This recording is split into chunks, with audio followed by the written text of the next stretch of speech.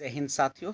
Hindustan newspaper में आगे बढ़ने से पहले सबसे पहले आपको बता दूं कि जो भी 2011 में क्वालिफाइड थे एसटीईटी के लिए और उनका फिर से आवेदन होना शुरू हुआ है, वो कल यानी कल ही 18 अगस्त से लेकर 17 सितंबर तक होगी। तो आप लोग इस मौका को न चुकें और आप लोग लग जाए कल से आवेदन करने में। सभी ज़िला इकाई जो है वहाँ पर जाकर आवेदन करेंगे आप लोग।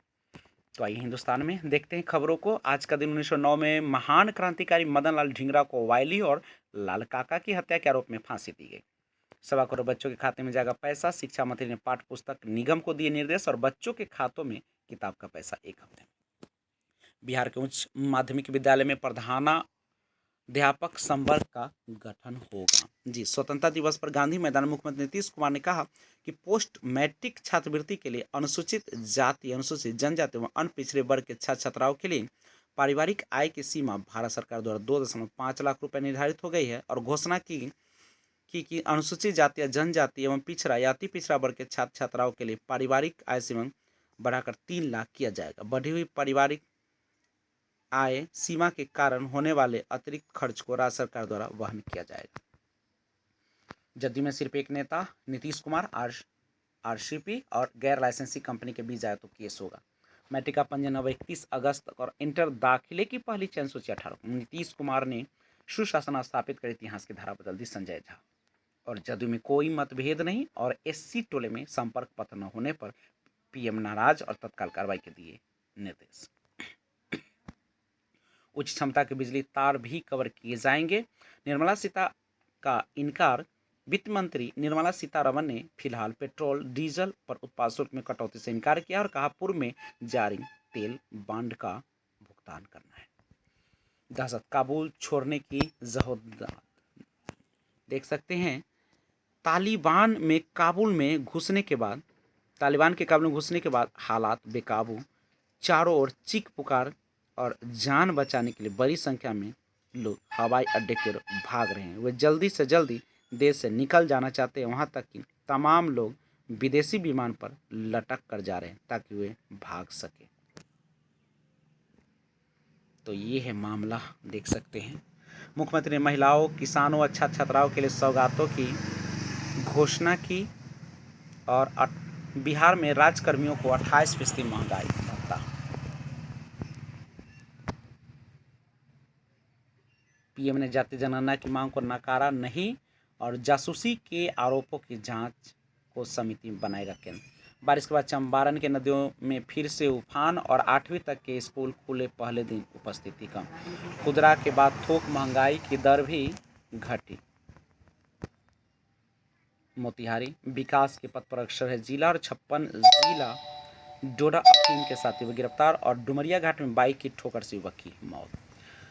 बुजुर्ग दंपत्ति पर ब्लेड से हमला कर घर से निकाला और चाकू मारकर किया घायल। हाथ पैर बांध 2 लाख की चोरी और अलग अलग केस हुआ दर्ज।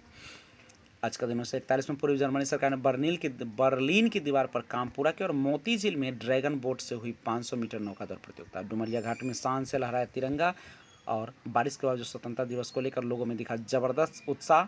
राष्ट्रीय ध्वज को दी गई सलामी। सोशल डिस्टेंसिंग के साथ आयोजित किए गए कार्यक्रम। आन बान व शान से चहुं ओर लहराया तिरंगा।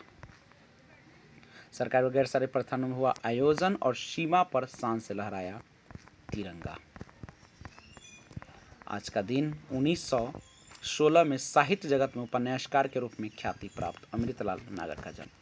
चंपारण आंदोलन की संपूर्ण व्याख्या सत्याग्रह गाथा और खुल गए सभी वर्ग। पहले दिन छात्रों की उपस्थिति रही कम। मध्य विद्यालय बालक सुगौली में 432 में आए 14 छात्र और पहले दिन स्कूलों में बच्चों की संख्या दिखी कम। विद्यालय बना तालाब और स्कूल में हुआ दूसरी जगह शिफ्ट। जल जमाव की वजह से नहीं हुआ पठन पाठन और शिक्षक पर की गई कार्रवाई वापस ले सरकार।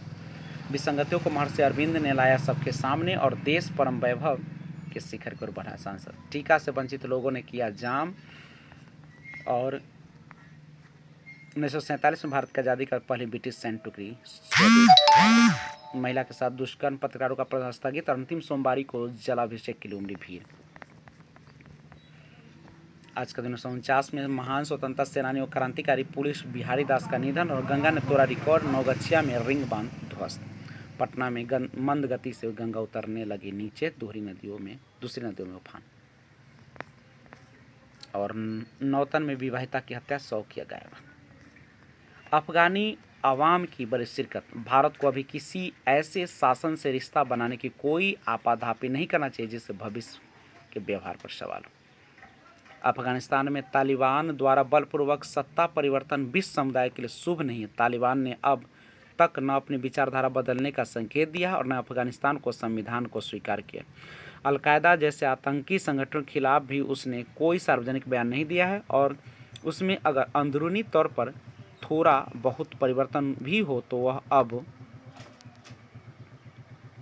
अब तक जाहिर नहीं हुआ। इसके अर्थ है कि न तो उसकी कार्यशैली बदली और न ही वैचारिक रूप से वह बदला है। कट्टरता अब भी उसकी सोच का मूल है और ताज़ा घटनाक्रम को हमें पाकिस्तान में से जोड़कर भी देखना होगा। तालिबान पर इतनी तेज़ी से बढ़ना संभव नहीं होता यदि इसको इस्लामाबाद में सामरिक मदद नहीं मिलती। अमेरिका में ज्वाइंट चीफ ऑफ स्टाफ के पूर्व प्रमुख एडमिरल माइक मुलेन ने काफ़ी पहले कहा था कि हक्कानी नेटवर्क एक तरह से पाकिस्तानी खुफिया एजेंसी ISI का ही अंग है।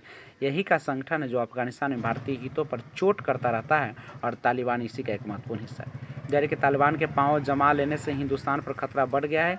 पिछली सदी के 90 दशक में अफगानिस्तान में जब युद्ध का अंत हुआ था, इसके बाद से ही कश्मीर में दहशतगर्दी हुई थी और पाकिस्तान अपने मुजाहिदीन को अफगानिस्तान से कश्मीर ले आया था। यह आशंका फिर से उठने लगी है कि वैसे तालिबान में सबसे अधिक खतरा खुद पाकिस्तान को है। इस घटनाक्रम से तहरीक तालिबान पाकिस्तान को बल मिलेगा और जिसे पाकिस्तान के तालिबानीकरण का अंदेशा है।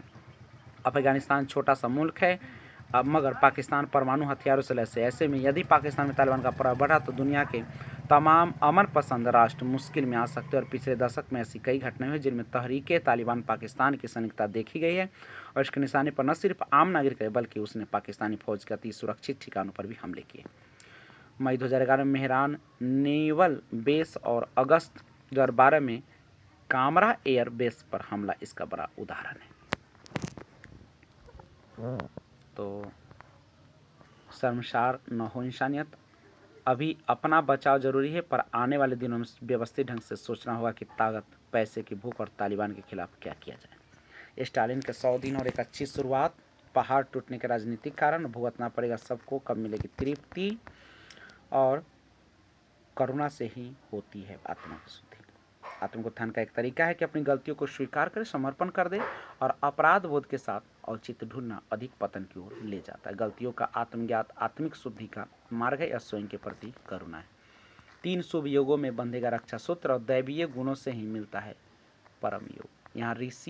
यहाँ है ऋषि करदम की तपोस्थली। राशिफल में वृष को देखें, मन प्रसन्न रहेगा, पारिवारिक जीवन सुखमय होगा और कला या संगीत के प्रति रुझान बढ़ सकता है, मित्रों का सहयोग मिलेगा। आज का 47 में रेड क्लिफ लाइन द्वारा भारत और पाकिस्तान के डोमिनियनों के बीच की सीमा खुलासा किया गया। वायनाड जिले में सभी वयस्कों की का खोज, कोविंद मोदी ने दी अटल को श्रद्धांजलि। हैती भूकंप, मृतकों की संख्या 1297 तक पहुंची और मलेशिया में सरकार गिरी, PM यासीन का इस्तीफा। आज का 1982 में जर्मनी में पहली CD लोगों के लिए उपलब्ध की गई और तंगी संग बढ़ी सोने की नकीला में। कर की समाप्ति से जुड़े नियम जल्द तैयार रहेंगे और ETF से 1.55 अरब डॉलर निकाले। $9.5 अरब के सर्वकालिक उच्च स्तर पर और वोडाफोन की स्थिति पर विशेषज्ञों की चेतावनी। स्पोर्ट्स आज का दिन 2002 में भारतीय महिला बल्लेबाज मिताली राज ने इंग्लैंड के साथ टाउनटन में ड्रॉ रहे दूसरे मैच में 254 बनाकर टेस्ट सर्वाधिक व्यक्तिगत स्कोर अपने नाम दर्ज किया। टीम इंडिया ने दूसरे टेस्ट मैच मेजबान टीम को 272 रन का लक्ष्य दिया। शमी और बुमराह के दम पर इंग्लैंड को चुनौतीपूर्ण लक्ष्य। विंडीज की पाक पर 1 विकेट से रोमांचक जीत। पुछल्ले बल्लेबाज मोहम्मद शमी के संघर्षपूर्ण शतक 56 नवाद और जसप्रीत बुमराह 34 नवाद के साथ उनकी 89 रन की साझेदारी से भारत इंग्लैंड के दूसरे टेस्ट में 272 रन का लक्ष्य दिया और भारत ने सोमवार को अपनी दूसरी पारी 8 विकेट पर 298 रन पर समाप्त घोषित करके मेजबान टीम के सामने चुनौतीपूर्ण लक्ष्य रखा है। इंग्लैंड का जवाब। इंग्लैंड ने अपनी दूसरी पारी में चाय काल तक 4 विकेट के नुकसान 67 रन बना लिए थे। रूट 33 रन बनाकर खेल रहे थे, जबकि 1-0, सिमली 0, हमीद 9 और स्टो 2 रन बनाकर आउट। भारत की तरफ से ईशांत शमी को 2 जबकि बुमराह को और शमी को 1-1 विकेट मिले। दूसरी सबसे बड़ी साझेदारी, शमी बुमराह के 89 रन के नवाजी साझेदारी भारत की तरफ से इंग्लैंड के खिलाफ 9वें विकेट के लिए दूसरी सबसे बड़ी साझेदारी। टीम के तरफ से अजिंका रहाणे 61 रन बनाए और मैच के 5वें और अंतिम दिन भारत का पलड़ा भारी रहा और इससे पहले भारत लंच 8 विकेट पर 286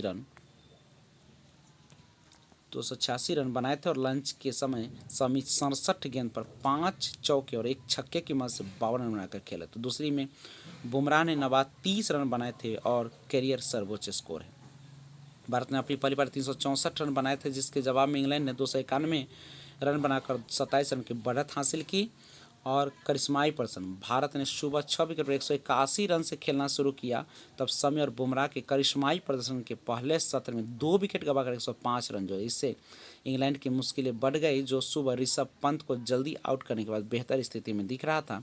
शमी और बुमराह ने तब जिम्मेदारी संभाली जब भारतीय टीम 8 विकेट पर 209 रन बनाकर 200 रन की बढ़त हासिल करने की स्थिति में दिख रही थी और इन दोनों ने एंडरसन से लेकर मोइन अली तक के सामने सहजता से बल्लेबाजी की और अपने शॉट से साथी खिलाड़ियों को भी रोमांचित किया। हर शॉट पर उछले कोहली। शमी और बुमराह के हर शॉट पर भारतीय विशेषकर कप्तान विराट कोहली उछल पड़ते। दोनों ने कुछ किताबी शॉट भी लगाए। शमी ने धीमी पड़ती पिच पर स्पिनर मोइन अली को निशाने पर रखा। शमी ने उसके लगातार गेंदों पर चौका और मिड विकेट 92 मीटर छक्का जड़ के दूसरा अर्धशतक पूरा किया। 89 रन के नवाज साझेदारी शमी और जसप्रीत बुमराह के 90 विकेट के लिए और 53 रन अभिजीत शमी ने बनाए 6 चौके 1 छक्के से 53 टेस्ट में दूसरा अर्धशतक। 34 रन बुमराह ने 64 गेंद पर 3 चौके लगाए। भारतीय बल्लेबाज खराब दौर से उबरने के लिए नेट्स पर अभ्यास कर रहे हैं और यह अलग तरह की स्थिति है और हम खिलाड़ियों के साथ कड़ी मेहनत कर रहे हैं, लेकिन मेहनत के बाद भी कोई नाकाम होता है तो चिंता होती है, पर हमें बल्लेबाज पर भरोसा है, वे रन बनाएंगे। मैं इससे बहुत गंभीरता से नहीं ले रहा और खेल का पूरा मजा ले रहा हूँ। मुझे पता है कि बुरे दिन भी आएंगे और अच्छे दिन भी। मैं इस सीरीज का हिस्सा बनना चाहता था और विकेट लेने के साथ साथ कुछ रन बनाना चाहता था। मैं क्रिकेट का मजा ले रहा हूँ, अपने आने वाले चुनौतियों का भी। सोमवार को लॉर्ड्स में इंग्लैंड के साथ दूसरे टेस्ट मैच में 5वें और अंतिम दिन अपनी अर्धशतकीय पारी के दौरान शॉट लगाते भारतीय बल्लेबाज मोहम्मद शमी। ओमान दौरे पर मुलानी को मुंबई टीम की कमान। एफआई का ईरान के साथ करार और बालियान दीपक आसान जीत के साथ अंतिम 4 में। मेसी के बिना बार्सिलोना का जीत से सत्र का आगाज और ओपेलका को हरा मेदवेदेव चैंपियन। अब कमेंटेटर की भूमिका में नजर आएगी वुकाड और अफगानिस्तान और तालिबान में यह हालात है। भीड़ को काबू करने के लिए अमेरिकी सेना ने हवा में दागी गोलियां, विमान में बैठने के लिए एक दूसरे पर चढ़ रहे हैं लोग। हवाई अड्डे पर अफरा तफरी, गोलीबारी में 5 की मौत। अफगानिस्तान में युद्ध के अंत का ऐलान किया। तालिबानी पैंतरे समझने में फेल हुई FBI और जश्न आज़ादी अगले 25 साल देश के लिए अमृतकाल। दोस्तों से ज़्यादा फूल को महत्व अवसाद का संकेत। सुभद्रा कुमारी पर गूगल का डूडल। आज बस इतना ही, फिर मिलते हैं अगले वीडियो में, तब तक जय हिंद।